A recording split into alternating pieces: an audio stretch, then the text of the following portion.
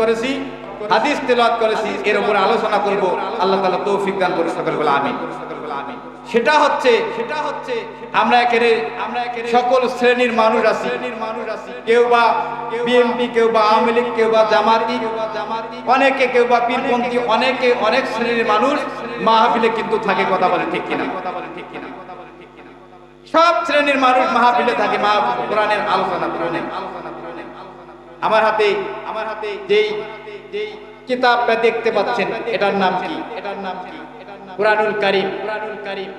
এই কুরআনুল কারীম এটা নাযিল করেছেন কে? আল্লাহ তাআলা নাযিল করেছেন আমাদের প্রিয় নবীজির উপরে। যখন নবীজির বয়স 40 বছর, সেই সময় নবীজির উপরে আল্লাহ তাআলা কোরআন নাযিল করেছেন। চিৎকার মেরে কোন আল্লাহু আকবার। এই কোরআন লাউ আনজালনা হাযাল কুরআনা আলা জাবালিন লারাইতাহু খাশিয়াম মুতাসাদ্দিয়াম মিন খাশিয়াতিল্লাহ। আল্লাহ বলেন, এই কোরআনকে যদি আমি পাহাড়ের মধ্যে নাযিল করতাম, পাহাড় এই কোরআনের ভারে চৌচির হয়ে যাইত। চিৎকার মেরে কোন আল্লাহু আকবার। এই কোরআন অনেক মানুষ এই কোরআন দিয়ে ব্যবসা করতেছে। অনেক মানুষ এই কোরআনকে অবমাননা করে।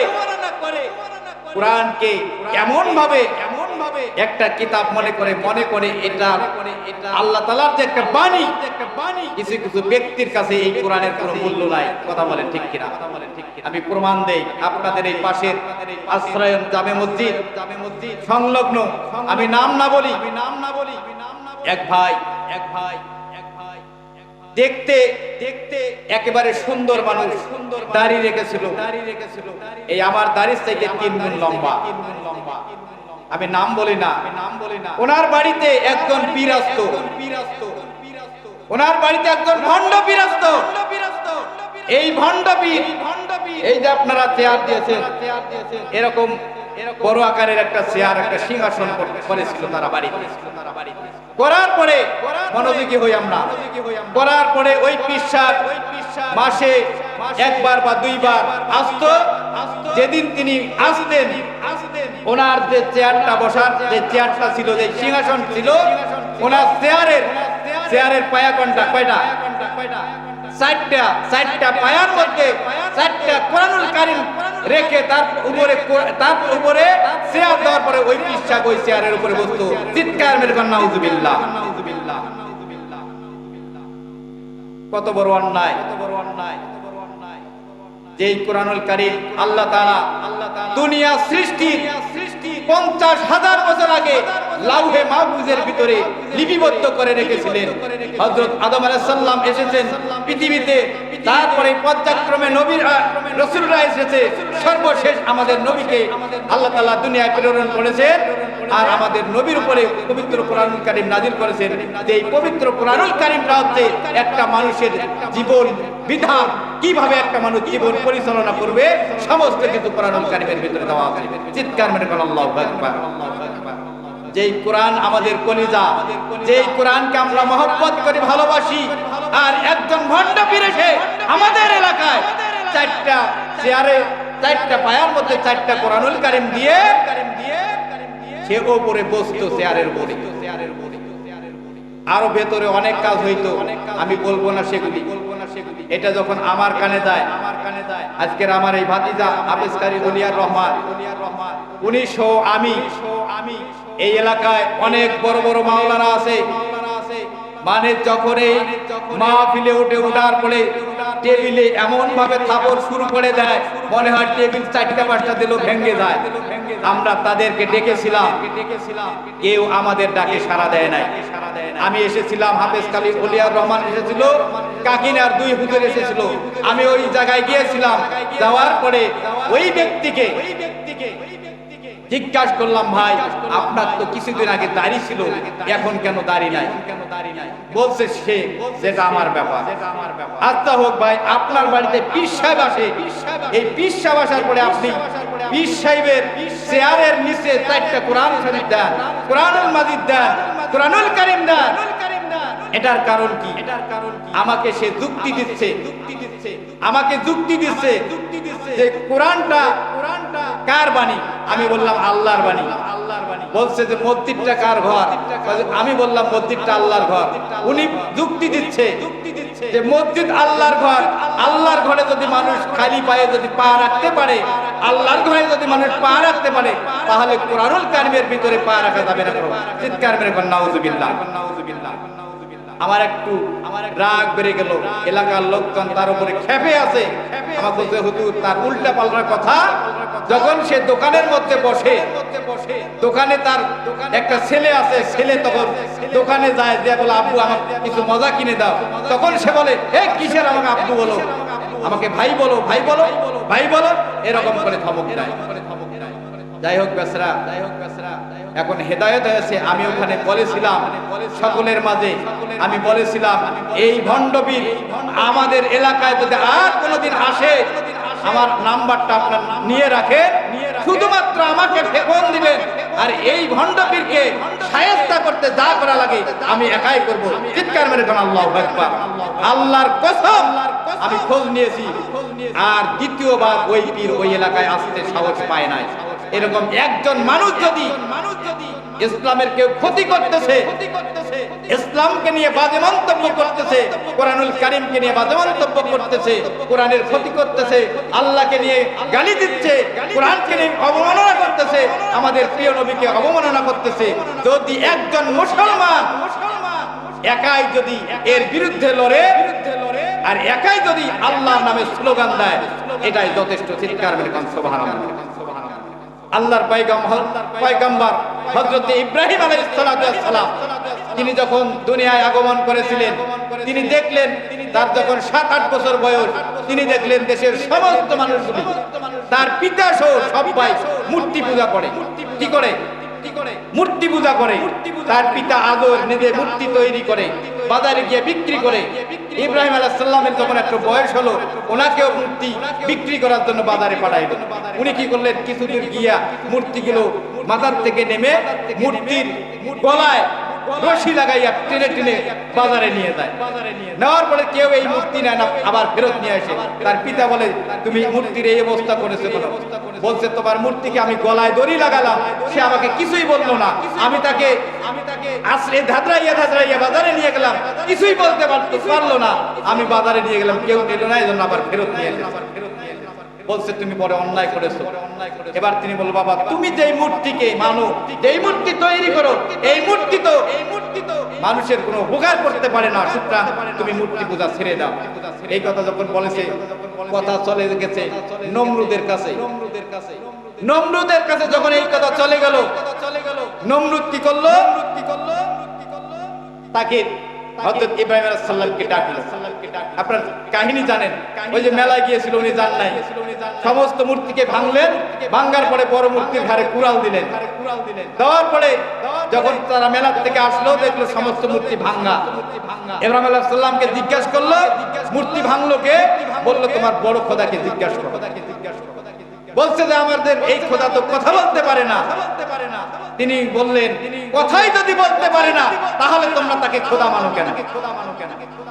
এবার তার উপর ক্ষিপ্ত হয়ে, ইব্রাহিম আলাইহিস সালামের উপর ক্ষিপ্ত হয়ে নমরুদের কাছে নিয়ে গেল।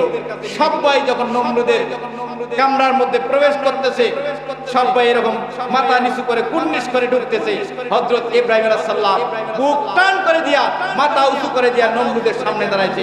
এবার নমরুদ বলছে যে ইব্রাহিম তুমি জানো না তোমার পিতা সহ সমস্ত মানুষ আমাকে কুর্নিশ করেছে, আমার কাছে মাথা নত করেছে, আর তুমি কেমনে বুক টান করে মাথা উঁচু করে আমার সামনে আসলা? ইব্রাহিম আলাইহিস সালাম বলেছেন ছোট্ট মানুষ, তিনি বলেছেন একমাত্র মাথা যদি নত করতে হয় আল্লাহ রাব্বুল আলামিনের কাছে মাথা নত করব, তোমার মতো নাস্তিকের কাছে মাথা নত করব না। চিৎকার মেরে কোন আল্লাহু আকবার। এই কারণে পরিশেষে তারা হযরত ইব্রাহিম আলাইহিস সালামকে আগুনে ফেলার পরিকল্পনা করলো এবং আগুনে ফেলাই দিল। আল্লাহ বললেন কুলনা ইয়া নার কুনি বারদান সালামুন আলা ইব্রাহিম, হে আগুন তুমি ইব্রাহিমের জন্য আরামদায়ক হয়ে যাও, শান্তিদায়ক হয়ে যাও। চিৎকার করে কোন আল্লাহু আকবার। ইব্রাহিম আলাইহিস সালাম আগুনে বলেছিলেন যে আগুন উপর দিয়া পাখি উড়ে গেলে পাখি পরে ওই আগুনে মারা যাইত, ইব্রাহিম আলাইহিস সালামের একটা পশম করে নাই। চিৎকার করে কোন আল্লাহু আকবার। তাহলে আমাদেরকে এইরকম ইমানদার হতে হবে। যদি ওই সময় যদি আমি এই পীরের বিরুদ্ধে না দাঁড়াইতাম, পীরের বিরুদ্ধে না বলতাম, আমাদের এই এলাকাটা সে ধ্বংস করে দিত। কথা বলেন ঠিক কিনা?